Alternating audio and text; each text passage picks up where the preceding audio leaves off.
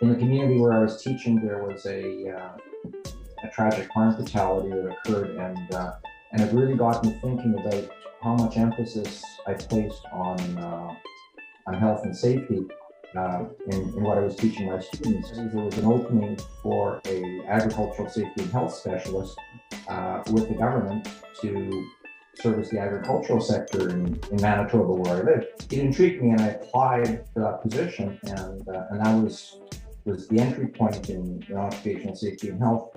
Spent 34 years in agricultural health and safety. So the majority of my work revolved around public education. I was kind of good cop, bad cop.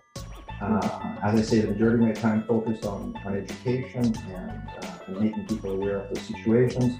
The other portion of my time in terms of being the bad cop was that it was also my responsibility to be involved in the investigation of all farm fatalities and serious incidents. So, over the course of my career, I probably was involved in close to 300 fatality investigations, which of course provided a lot of food for background for my prevention work.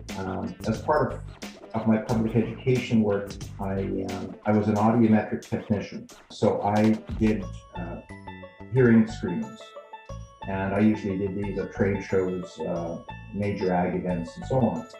I had a young couple come up, very early 20s, and she kept encouraging me to get his hearing tested, and he really was reluctant to do it, and finally he agreed, and I did a hearing screening on him, and there were indications that he had some fairly significant hearing loss. And so I referred him to his doctor. The following year, they came back, and she was pregnant. And he came up and walked up to me and shook my hand and said, "Thank you. I'll be able to hear my baby crying." There were many instances like that where I would run into people a period of time later, and they would acknowledge a close call that they had or something that they had done to prevent an incident from occurring. So that was the rewarding part. Those were the thank yous that really encouraged me to keep doing what I was doing.